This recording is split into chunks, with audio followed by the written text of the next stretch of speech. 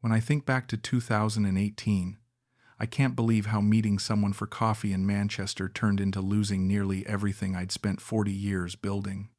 I never saw myself as the kind of man who would end up broke and stuck in a foreign country at 70 years old. I was cautious, methodical, always checked the numbers twice before making decisions. But it turns out even the most careful people can get swept into something they don't understand. I wasn't reckless. I wasn't even particularly romantic. But I had £280,000 saved up and thought that would be enough to give me a comfortable retirement after years of working 60-hour weeks in factory management. I thought wrong.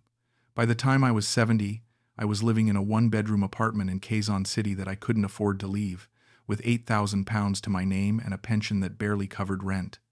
Everything I'd built gone. And the woman I'd married?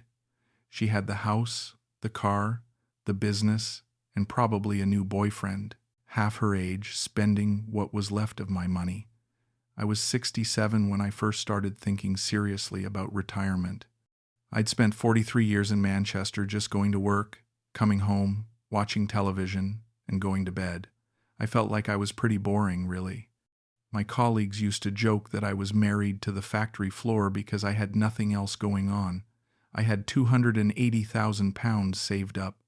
It wasn't a fortune, but I felt genuinely optimistic about the future. I'd sold my semi-detached house in Wythenshawe for £195,000 after the divorce was finalized, and I'd been saving aggressively for 15 years before that.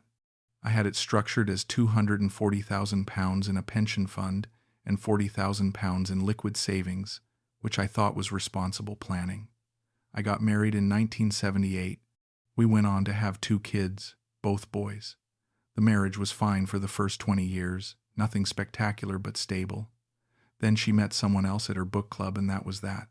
She wanted everything in the divorce. It was nasty, dragged on for 3 years, and by 2015, when it was finally settled, I'd lost half my retirement savings and the family home.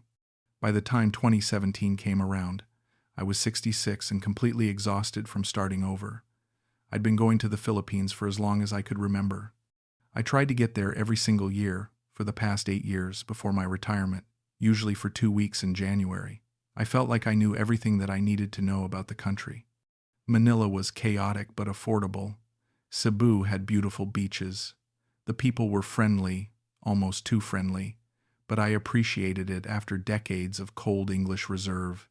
By the time early 2018 came around, I started thinking, why was I even staying in Manchester? I could retire a few years early. I had enough saved. The weather was miserable. I had no family who wanted to spend time with me, and I was tired of being invisible.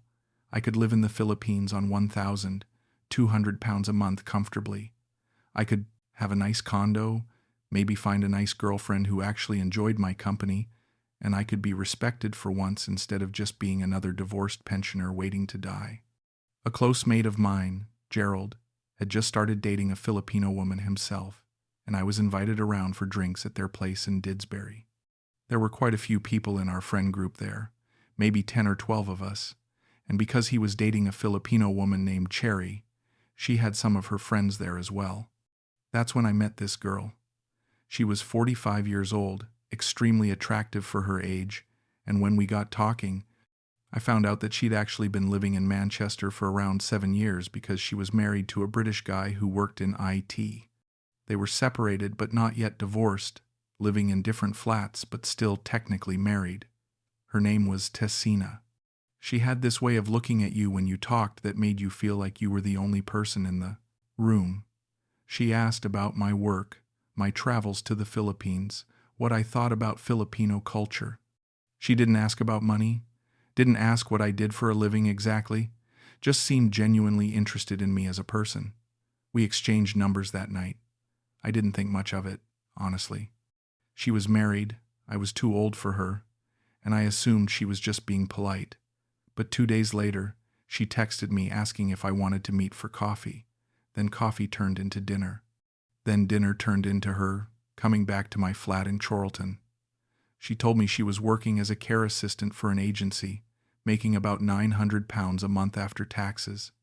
She sent £200 back to Manila every month to support her elderly mother and her teenage daughter from a previous relationship in the Philippines. She said her husband, soon-to-be ex-husband, was controlling and emotionally abusive, that she'd married him to get to the UK but realized too late what kind of man he was. I felt bad for her.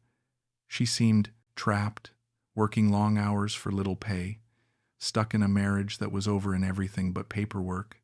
Within 3 months, we were seeing each other twice a week. Within 6 months, I was paying her rent so she could leave the flat she'd been sharing with her sister in Rusholme and get her own place closer to me.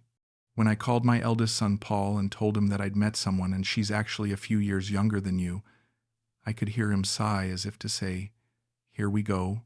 Dad's having a midlife crisis." But I didn't care.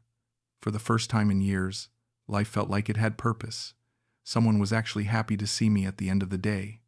My daughter-in-law was even more blunt. She said, "Marvin, you need to be careful. You know what these women are after." I told her Tessina wasn't like that she had her own job, her own life, that she wasn't asking me for anything I wasn't already offering. But even as I said it, part of me knew exactly what the game was. I knew. Tessina wanted something. Everyone wants something. But she wasn't showing it, at least not in an obvious way. She never asked for money directly. She'd mention her daughter's school fees in Manila, or her mother's medical bills, or how stressed she was about sending money home, but she never asked me to help. She'd just sigh and change the subject, and that somehow made me want to help even more. Part of me knew what I was getting into. Part of me had already come to the conclusion that she was with me because I could provide security, not because I was handsome or exciting, but I chose to ignore it. I was lonely. She made me feel needed. And I convinced myself that as long as we both got something out of the arrangement, it was fair enough. For the first 6 months, everything was wonderful. We met for dinner 3 or 4 times a week, usually at her flat in Withington where I'd helped her move. I found myself looking forward to seeing her more than I expected. She'd cook Filipino, food adobo, sinigang, lumpia, and we'd watch movies on her laptop because she didn't have a proper TV yet. After dating for 8 months, that's when we decided to take things further. She was still technically married, but her divorce was progressing slowly through the courts. Her husband was dragging his feet on signing papers, being difficult about it. She was traveling over 90 minutes each way on buses to her care work shifts, and it seemed ridiculous for her to keep paying £750 a month for her own flat when I had a 2-bedroom in Chorlton with a spare room going unused. She moved in with me in November 2018. I told myself it was practical, that we were both adults, that it made financial sense. She could save money, I'd have company, and we could see where things went naturally. She was working as a care assistant and making around £900 a month after taxes. I agreed to send £250 a month directly to her daughter Mara in Manila for school expenses. Tessina's sister was looking after Mara, and I felt like £250 was a fair amount to help with a teenage girl's education.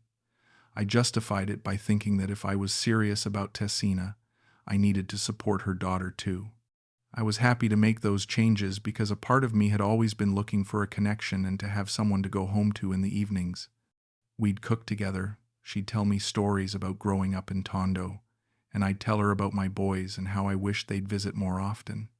She seemed genuinely interested in my life, asked about my work, remembered details I'd mentioned weeks earlier. She was affectionate, attentive, everything my ex-wife hadn't been for the last decade of our marriage. After we'd been living together for about 9 months, I had to pull the trigger and ask her to marry me. Her divorce was finally finalized in August 2019, and I knew if I wanted to retire to the Philippines with her, we'd need to be married for visa purposes. I wanted to take things further with her, and I felt like she would want the same, which she did. We decided to get married at the Manchester Register Office in September 2019. Just a small ceremony with Gerald and Cherry as witnesses. We were both excited about it, or at least I was, and she seemed to be. After things went smoothly for about 6 months after the wedding, it only seemed logical to start planning our move to the Philippines. I wasn't about to rush into buying property, though. First things first, Let's just find a condo to rent and see how we liked living there full time. We flew out to Manila in March 2020, right before everything shut down with COVID. We looked at condos in Quezon City, Mandaluyong, and Makati. Tessina wanted to be near her family in Tondo, but I put my foot down about that. Tondo was too rough, too crowded. We compromised on Quezon City, not far from her sister's place but in a nicer neighborhood. After looking around for about 3 weeks, we found a one-bedroom condo in a mid-range building near Scoutcaster Street. It was £450 a month, which seemed reasonable for the location and amenities. We had a pool, a small gym, and security. I thought we'd rent for a year or two while I figured out if retirement in Manila was really what I wanted. But then COVID hit. We were stuck in the Philippines through all the lockdowns. And somewhere during those months, trapped in a one-bedroom condo with limited freedom to go anywhere, Tessina started talking about buying property instead of renting. She'd say things like, "We're just throwing money away on rent. If we bought a condo, at least we'd be building equity." Or, "Property values are going up. We should buy now before it gets more expensive." Or, "I want us to have something that's really ours, something permanent." I looked at condos for sale in our building and in similar buildings nearby. I researched rental yields, which seemed to be around 5 to 6% gross before expenses. I looked at comparable units for rent to see if we could rent one out while living in another. After all the research I did, it seemed like buying a condo for around £60,000 to £70,000 could work. We could rent it out for £400 to £500 a month, and with property values appreciating, it seemed like a decent investment. In August 2020, I sold £68,000 worth of my pension investments and purchased a one-bedroom condo in the same building we were renting in. It was on the 8th floor, slightly bigger than our rental, and it was listed at £3,800,000, which was about £68,000 at the time. The transaction was smooth. We found a tenant within 3 weeks, and suddenly I felt like a property investor. For the first year, everything went perfectly. The tenant paid on time, the condo fees were manageable, and I was making a small profit after expenses. Tessina seemed happy that we owned something in the Philippines. She'd talk about our future, about maybe buying another unit, about building a portfolio. After 18 months, went smoothly. It only seemed logical to look for another condo, and we found one in a different building in Cubao, closer to her family, that seemed like an even better deal. It was a 2-bedroom unit, slightly older building, but the price was right at £4,200,000, about £72,000.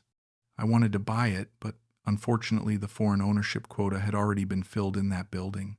Philippine law says that only 40% of any condo building can be foreign owned, and this building had already hit that limit. I should have just looked for somewhere else, but my wife said, "Buy it in my name." I probably shouldn't have done that, but I did. I trusted her. We were married. What was hers was mine, or at least that's what I told myself. In March 2022, I sold another £72,000 of my pension funds and bought the second condo entirely in Tessina's name. 6 months after buying the second condo, Tessina started talking about getting a car.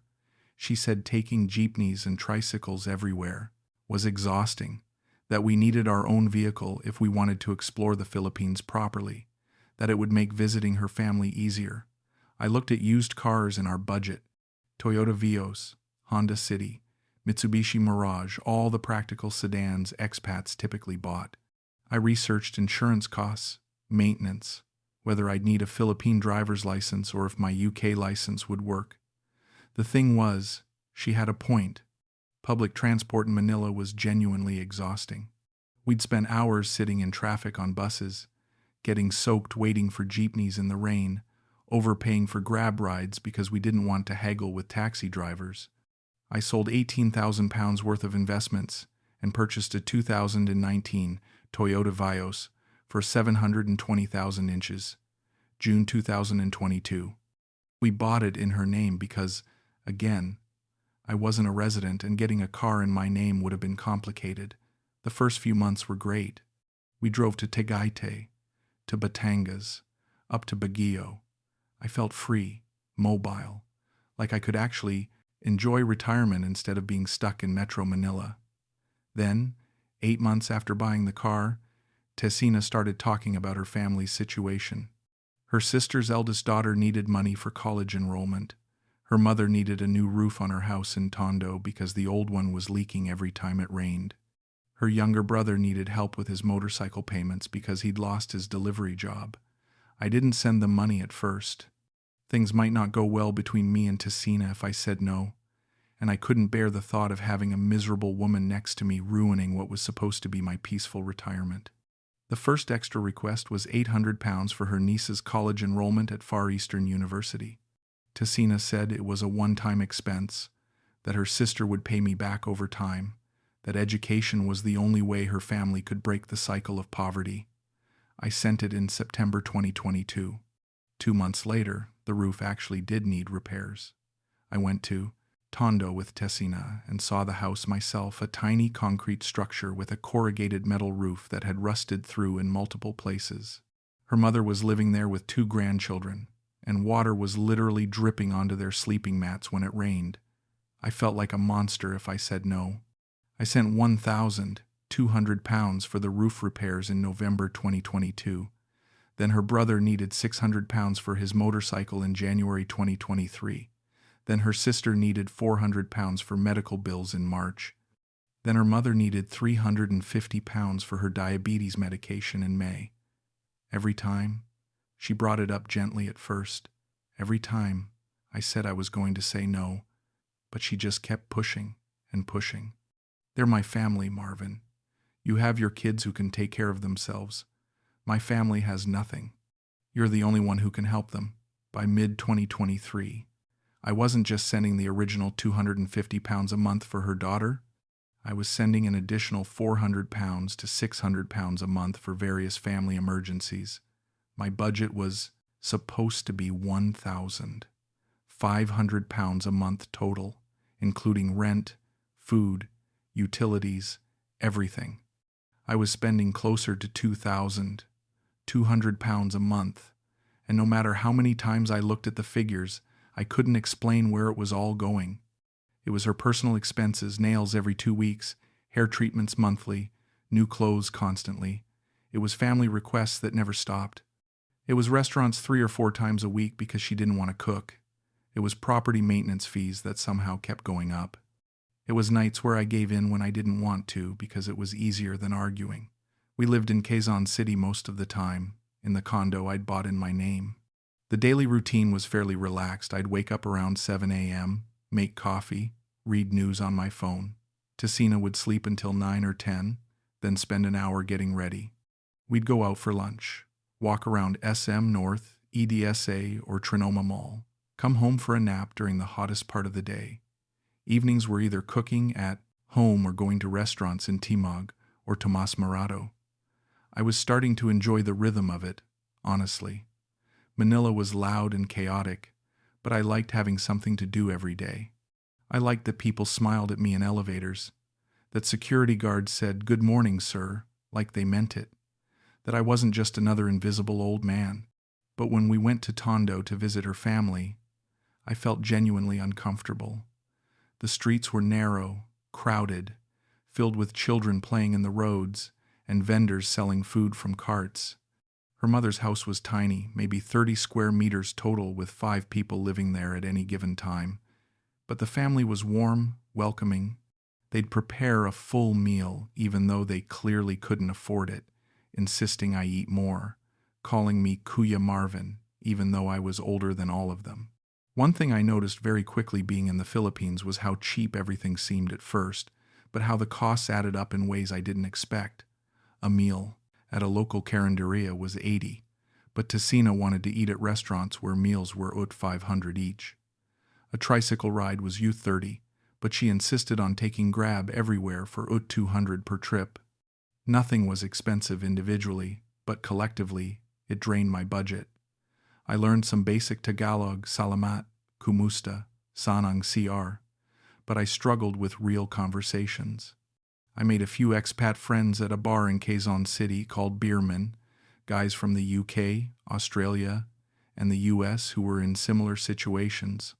Most of them were married to Filipino women. Most of them were spending more money than they'd planned. I thought I was adjusting well, that I'd made the right choice to retire here. The weather was better than England. Life was cheaper in many ways. And I had a relationship that seemed stable. But underneath, I already knew I was caught in something I just couldn't pull myself out of. My savings were draining faster than I'd projected. Tessina was spending more and asking for more. And I felt guilty every time I thought about setting boundaries because she'd cry or give me the silent treatment, and I'd cave within a day. By September 2023, I'd already spent £161,000. I had roughly £119,000 remaining, plus my UK state pension of £930 per month that would start when I turned 70 in May 2024. My original plan was to keep my investments intact and live off the pension plus maybe £400 a month from my savings. Instead, I was burning through capital at an alarming rate. I told myself £1,500 a month would be enough for both of us, but within 4 months of living together full-time in Manila, it was closer to £2,200. And no matter how many times I looked at the figures, I couldn't explain where it was all going. I'd itemized everything in a spreadsheet: rent, utilities, food, transport, and it should have added up to £1,800 at most. The extra £400 was just vanishing.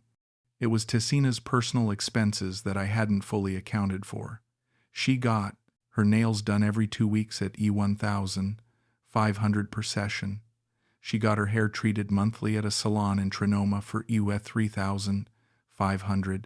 She bought new clothes constantly, not expensive designer stuff, but fast fashion from Uniqlo and H&M that added up. She wanted to go to restaurants 3 times a week, and while Filipino food was cheap, she preferred the nicer places in BGC or Makati, where dinners for 2 cost to $500 to $500. Then there were the family requests that had become monthly expectations. It's $15,000 for her daughter's school fees, months $8,000 for her mother's groceries and medicine, $5,000 for her sister's electricity bill, $4,000 for her brother's phone plan and transportation. It wasn't huge amounts individually, but it was $32,000 a month, about £500 on top of everything else. And there were the property maintenance issues. The condo in Cubao needed a new air conditioning unit, $28,000. The condo in Scout Castor had a plumbing leak that required repairs, $12,000.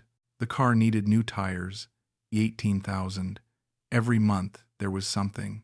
One evening in October 2023, I sat her down in our living room and told her it couldn't go on like this, that the budget was £1,600 a month and there was no more. I tried to make it sound firm but fair. I showed her the spreadsheet with all the expenses itemized. I told her that if we wanted to have any kind of future together, we had to stick to it. She nodded and didn't argue, but I could tell she wasn't happy. Her face went cold. She didn't say anything for the rest of the evening, just went to bed early without kissing me goodnight. Every request after that turned into an argument. Every peso questioned became a fight where she'd say I didn't love her, that I didn't care about her family, that I was selfish, that I'd promised to take care of her and now I was going back on my word. I found myself second-guessing whether I was the one being unreasonable. After all, I had the money. They needed help. Wasn't this what I'd signed up for when I married a Filipino woman from a poor background?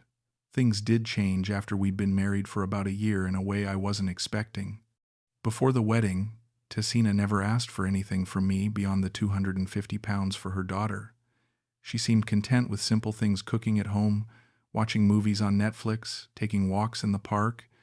But after we got married and moved to the Philippines full-time, I could feel like she was more comfortable asking. Not comfortable in a positive way, comfortable in the sense that she knew I wasn't going to leave. The first change I noticed was in how she spoke to me. Before, she was sweet, always saying, "Thank you, love," or "I appreciate everything you do for me." After marriage, the appreciation disappeared. When I bought groceries, She'd complain I got the wrong brand. When I gave her money for her family, she'd say it wasn't enough. When I suggested we eat at home to save money, she'd pout and say I was being cheap. My wife started going to Tondo by herself every few weeks, sometimes for 2 or 3 days at a time. This was when I started to wonder if there perhaps was something she was hiding from me. Anytime she went anywhere by herself, she always used to answer the phone immediately. We had an agreement together that if one of us called the other, we had to pick up straight away. However, when she went to Tondo by herself, she was very difficult to contact. I'd call her at 6 p.m. and she wouldn't answer. I'd try again at 7, 8, 9 p.m., nothing. She'd finally call me back at 10 or 11 p.m. with an excuse. The excuses were always different.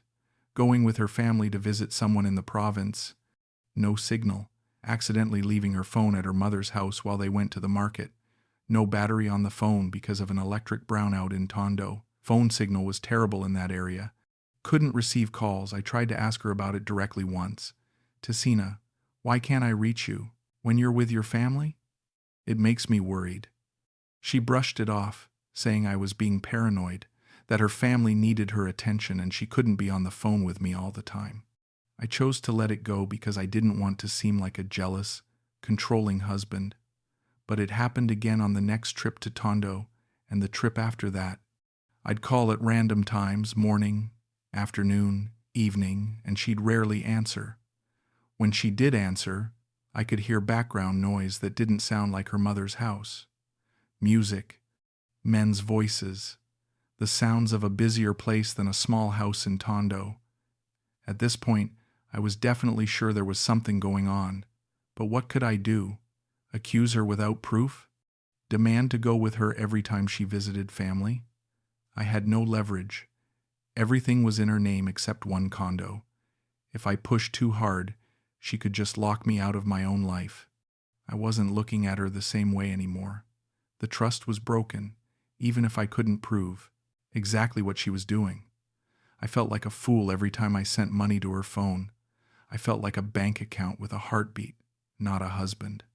I was quite friendly with one British expat named Colin, who was in a similar situation, married to a younger Filipina, spending more than he'd planned, starting to have doubts.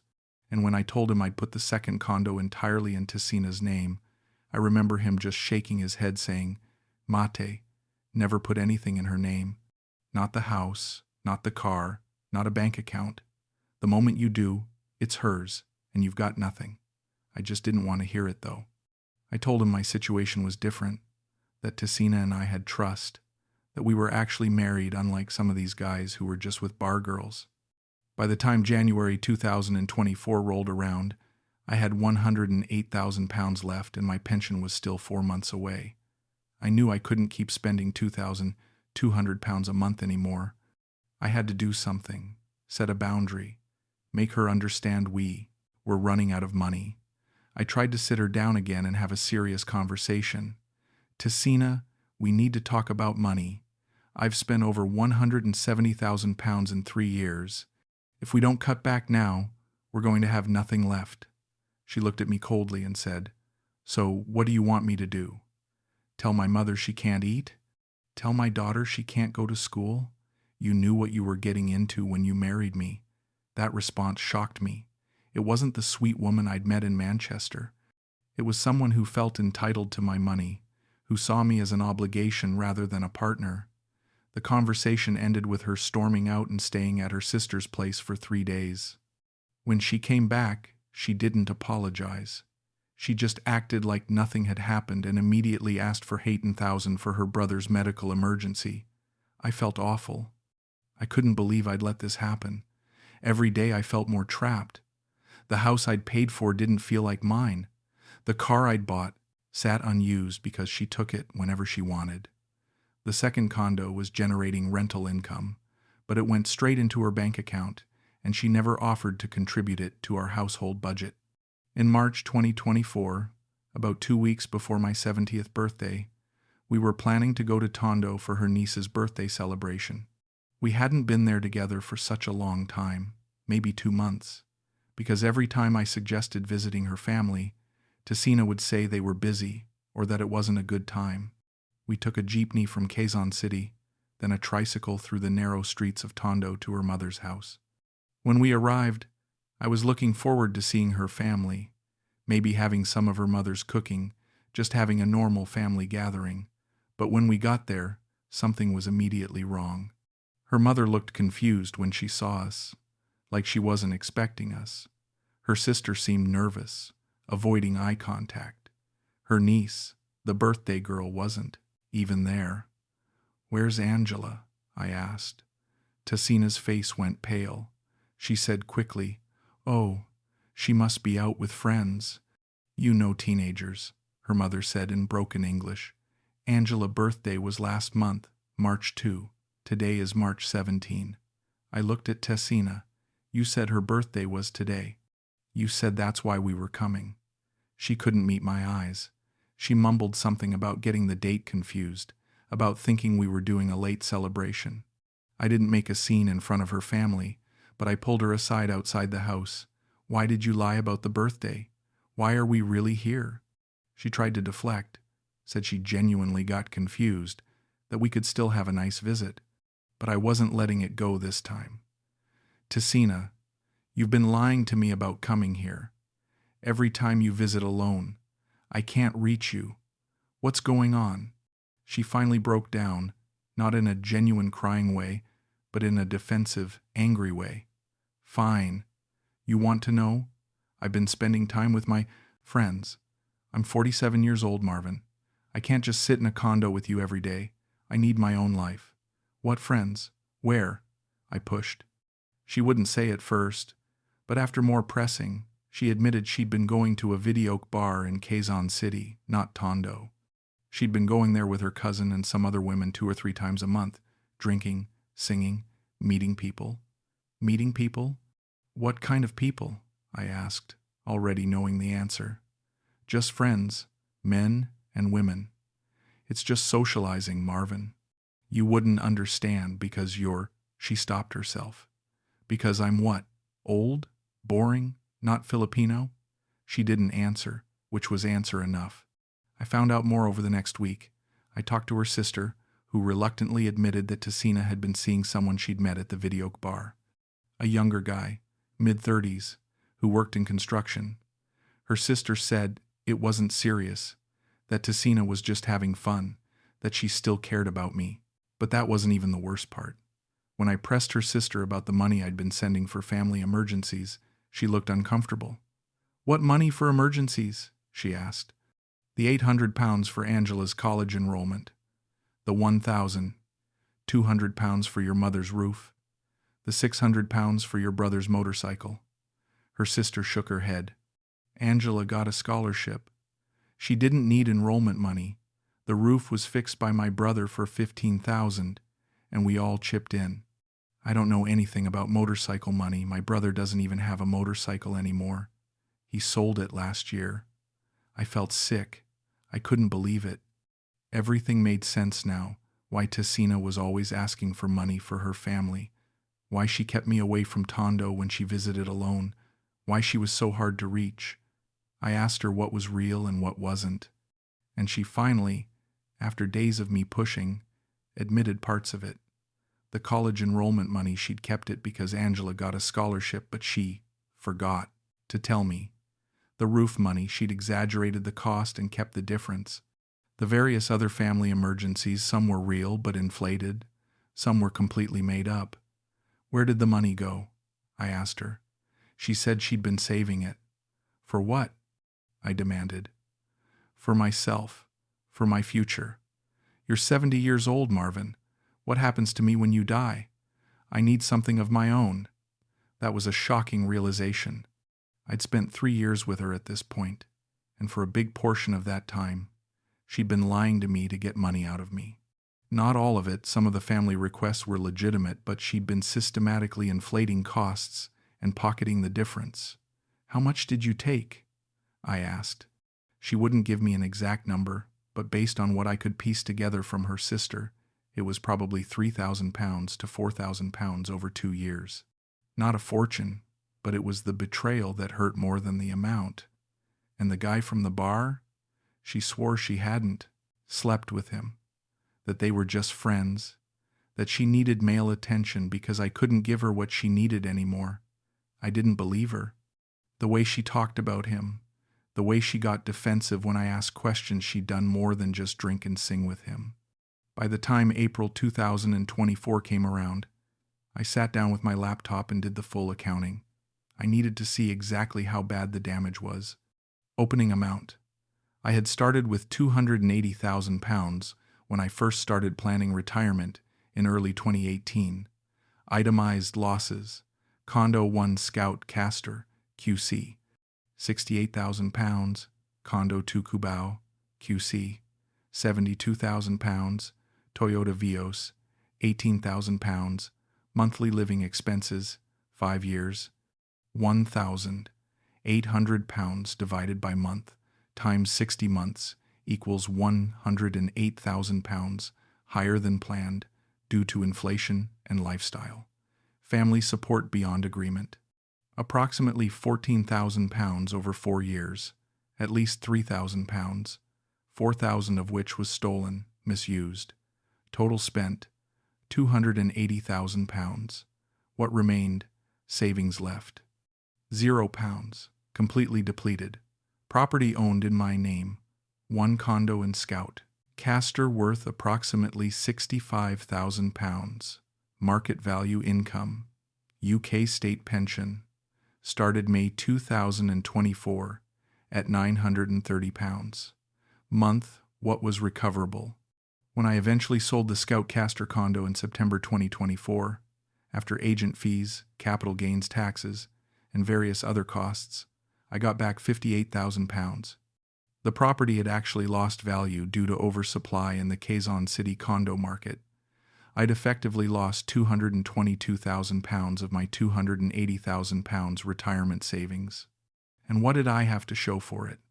1 condo that was now sold, no car, no property, no wife, and a pension that was barely enough to live on in the Philippines, let alone if I had to return to the UK. The emotional weight of that realization was crushing. I'd spent 3.5 years of my life thinking I was building a future with someone. I'd given £14,000 over and above what we'd agreed on in the early stages of our relationship for her family. What a nightmare it was. The fact that Tessina had been lying to me about family emergencies instead of just being honest about wanting her own savings money. I'd have probably gone along with it if she'd asked directly. We could have set up a separate account for her, but she went behind my back and basically stole my money for nearly 2 years. Everything I'd paid for was in her name except that 1 condo. House, condo in Cubao, worth £72,000. In her name, car worth £16,000. Depreciated. In her name, various gifts and belongings.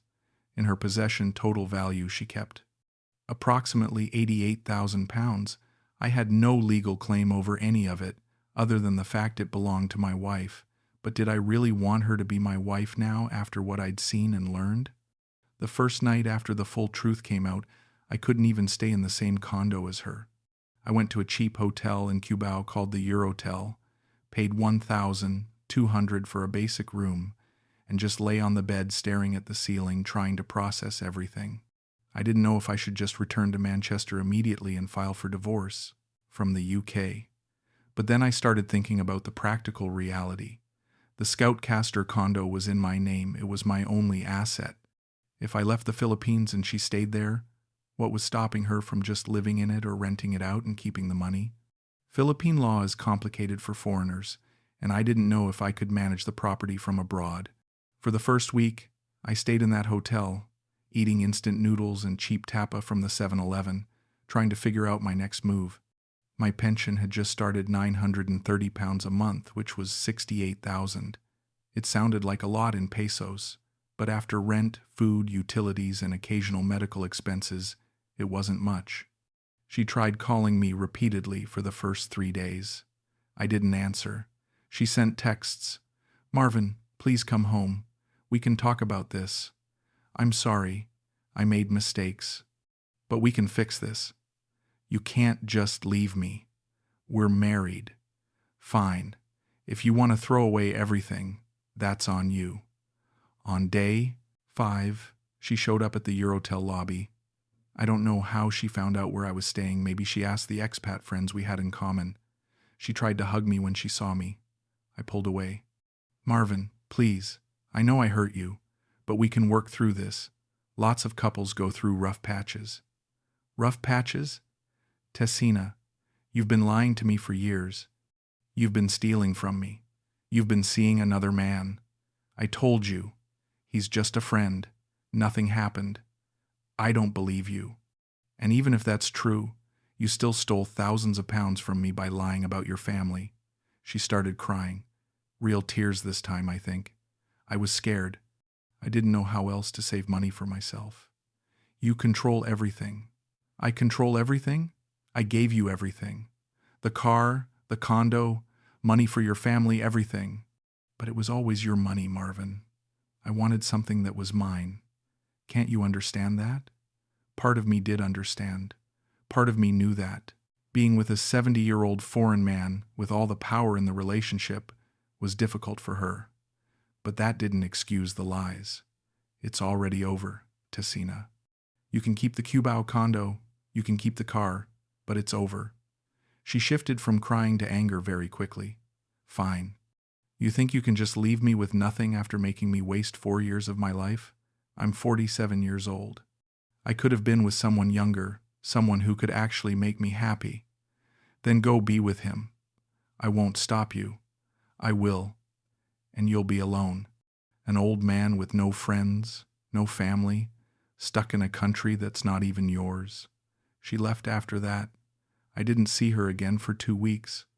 My idea was to wait until her UK visa technically expired or became irrelevant, make sure the Scoutcaster condo was firmly under my control, and then decide whether to stay in the Philippines or return to Manchester. I consulted with a Filipino lawyer about divorce and property issues, which cost me $15,000 just for a consultation, and learned that Philippine divorce law basically doesn't exist for Filipino citizens. I could file for annulment, but it would cost upwards of £5,000 and take years. Or I could file for legal separation, which was faster but didn't allow remarriage. I decided to just separate informally and deal with the legal aspects later. I didn't have the energy or money for a long court battle. I couldn't actually afford to return to Manchester, at least not permanently. My £930 pension would barely cover rent in Manchester. Even a bedsit in a rough area of Salford or Oldham would be £600 to £700 a month, leaving me with £230 for everything else. In the Philippines, I could at least survive. So I stayed in Manila, but I moved out of the Scoutcaster condo and rented a much cheaper place, a studio apartment in Malate, for $12,000 a month, about £160. It was basic, a bit rough around the edges, but it was mine and mine alone. Back in this new tiny apartment, I had no choice but to start over from the bottom. I sold the Scoutcaster condo in September 2024 for £3,600,058 after all fees and taxes, which gave me a small financial cushion again. Combined with my pension, I was surviving but not thriving. I'm 70 years old now as of May 2024. I'm living in a studio apartment in a lower middle-class neighborhood of Manila. I have £58,000 in the bank and £930 coming in every month from my pension.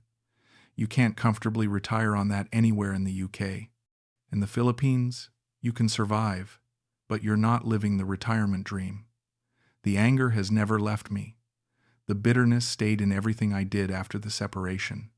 All I could think was that I traded away the last chance I had for something that was never real in the first place. I thought I was building a partnership, a future. Instead, I was just a source of income for someone who was planning her exit from day one. I always think back to what I did and the time I had with her. And if only she'd been honest with me, if only she'd said, "Marvin, I need to save some money for myself in case something happens to you," things would have turned out like they should have done. We could have structured things fairly. I would have helped her build security without feeling betrayed, and I hate her for the lies. I hate myself more for ignoring every red flag, but I hate the fact that she saw me as nothing more than a walking ATM with an expiration date. If I could do it over, I would do 5 things completely differently. Never put property in someone else's name. I don't care what the foreign ownership quota is or what the visa requirements are. If I can't own it in my name, I don't buy it. Period. Set firm financial boundaries from the start. £250 a month for her daughter was the agreement. That's it. No additional family requests. No emergencies. No emotional blackmail. If she didn't like it, she could leave. Listen when family and friends warn you. My son, my daughter-in-law, my mate Colin, they all saw what I couldn't see because I was thinking with my heart instead of my head. Don't ignore red flags, the phone calls she didn't answer, the excuses that didn't add up, the behavior changes after marriage. I saw it all and rationalized it away. Keep emergency money completely separate. I should have had £50,000 in an account she didn't know about, couldn't access, couldn't guilt me into spending. That would have been my escape fund. I'm older now. I'm still living in Manila in a small apartment. My days are simple. I wake up, go to the local market for breakfast, walk around Rizal Park if it's not too hot, come home and watch TV or read on my phone. I wouldn't wish this life on anyone. It's not the retirement I planned. It's just survival with a pension. I do feel fortunate to still be living in the Philippines, but it does come with struggles and challenges that you're not used to facing. When you're from a first world country, healthcare is cheaper but lower quality. I can't see my sons or potential grandchildren. I'm isolated from my own culture. I'm stuck here because I can't afford to leave, not because I want to be here. The fact that I still have £58,000 in the bank and enough pension to live on month to month, that's got to be good enough for me. I've heard stories of expats who lost everything, guys who ended up homeless, sleeping in internet cafes, begging other expats for money. At least I'm not there. At least I have a roof over my head and rice in my cupboard. I'm currently still living in Manila, in Malate, in a studio apartment that costs $12,000 a month. It's not in a nice area. There's a lot of street noise. The building is old. The elevator breaks down regularly, but it's what I can afford. Exact current finances. Savings. £58,000 from selling the Scout. Castor condo. Monthly income. £930 from UK state pension property owned. None debt. None. Comparison to before, I started with £280,000, which would have given me £1,200 a month forever if I just left it invested conservatively and lived off the pension and modest withdrawals. But I don't think you can look back at things and wonder too hard what would have been if I did things differently. I drive myself insane. My daily routine now is simple and a bit depressing if I'm honest. I wake up around 6:30 a.m., walk to the corner Sari store for instant coffee and pandesal. I eat breakfast alone, watching YouTube videos on my phone. Mid-morning, I'll walk to Robinson's Place, Manila, or SM Manila just to be around people and enjoy the air conditioning. I'll have lunch at a cheap carinderia, usually $120 for rice, adobo, and a drink. Afternoons, I come back to the apartment and nap because the heat is unbearable and I don't want to run the aircon all day. Evenings, I might meet up with Colin or one of the other expats I know at Bierman in Quezon City, but that's maybe once a week, because the taxi fare is E400 round trip and beers are 100 each. I don't have much of a social life. I'm not dating. I have zero interest in meeting another Filipina. I'm still technically married to Tessina because I can't afford to deal with annulment proceedings, and honestly, I don't care enough to bother. Let her figure out her own life. I do know now that Tessina is still legally my wife on paper, but we haven't spoken since July 2024. Through mutual acquaintances, I heard that she's still living in the Cubao condo, still has the car, and is apparently dating the construction worker from the videoke bar. The condo is falling into disrepair because she's not maintaining it properly, and she's tried to rent it out but can't find reliable tenants. She would have been in a lot better position if she'd just been honest with me, if we'd structured things fairly, if she'd treated me like a partner instead of a resource to be extracted. But she didn't, and therefore, she's not.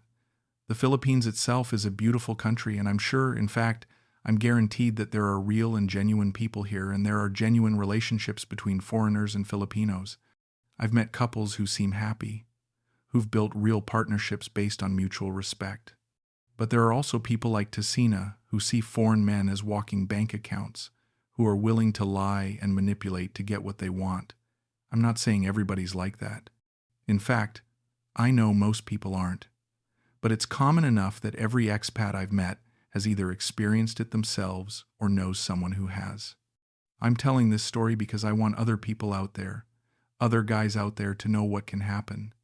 How easy it could be to lose nearly 300,000 pounds when you think with, let's just call it, your heart instead of your head. I didn't think I was naive. I was a grown man in my late 60s with decades of work experience, a failed marriage behind me, and enough life experience to know better. But I got played right from the start just as easily as any 25-year-old backpacker falling for a bar girl in Angeles City. Here are the specific red flags I ignored that you should never ignore. 1. She couldn't be reached when visiting family alone. If your partner is consistently unreachable, has a pattern of not answering calls, or gives inconsistent explanations for where they've been, that's not normal. That's hiding something. 2. She wanted everything in her name. The moment someone pressures you to put property, vehicles, or businesses in their name because it's easier, or we're married anyway, stop. Get independent legal advice. Protect yourself. 3. Family requests escalated over time. It started at £250 a month. Within 2 years, it was £600 to £800 a month with constant emergencies. If the requests keep growing and the reasons keep changing, something's wrong. 4. Her behavior changed dramatically after marriage. The sweet, appreciative woman I met in Manchester became demanding, entitled, and cold after we were married and living in the Philippines. People don't change overnight, they just feel comfortable showing you who they really are. 5. I was isolated from verification. I rarely went to Tondo with her after the first few visits. I didn't have relationships with her family independent of her. I couldn't verify what she was telling me. If you're being kept at arm's length from your partner's family or can't verify expenses, be very careful. If you see any of these warning signs, walk away. If you can't walk away because you're already invested, at minimum set firm financial boundaries. Don't give another peso beyond a fixed amount you both agree on. Keep a separate bank account she doesn't know about. And for God's sake, don't put property in her name. 3.5 years ago, I thought I was building a retirement in paradise with a woman who loved me. I thought I'd spend my 70s relaxing in a nice condo, traveling around the Philippines, being part of a family that appreciated me. 3.5 years later, I'm a 70-year-old man living alone in a studio apartment in Manila with £58,000 to my name and a pension that barely covers expenses. I've seen so many people since 2020 come to the Philippines with all the best intentions in the world. Guys looking for love, companionship, a fresh start, and they fall into the exact same trap I did. They meet a younger woman. She's sweet and attentive. She makes them feel wanted. And before they know it, they're buying houses and cars and supporting entire extended families. And they're the ones who have to pay for it in the end while she moves on to the next foreigner with money. The fact that I still have my pension and enough savings to live modestly, compared to the guys who are literally sleeping in Manila airport or begging for money in expat Facebook groups, that's got to be good enough for me. My new perspective. On relationships, I don't have one. I'm done. If I meet a woman and she's interested in me at 70 years old, I know exactly why. It's not because I'm handsome or charming. It's because I have a pension and pale skin. I'm fine being alone. It's better than being used. The Philippines was the country that I always thought I could retire to peacefully. It was a country I wanted to build a new life in, and I thought if I was careful and chose the right partner, I could make it work. I quickly realized that being careful wasn't enough. Even when you think you're being smart, you can still end up broke if the other person is smarter and more ruthless than you. Even after all that happened, I don't entirely regret coming to the Philippines. The country itself is beautiful, the food is good, the weather beats Manchester, but I regret trusting someone who saw me as a retirement plan instead of a person. Tessina kept the Cubao condo worth £72,000, kept the car worth £16,000, and probably has some of my money still hidden away in her own accounts. She's better off financially than when I met her, and I'm worse off. That's the reality. I thought I was marrying a partner at 67. By 70, I was broke, alone, and trapped in Manila with no way out and no one to blame but myself. I should have seen it coming. Everyone tried to warn me. I just didn't want to listen. Just make better decisions if you want to do the same. You have been warned.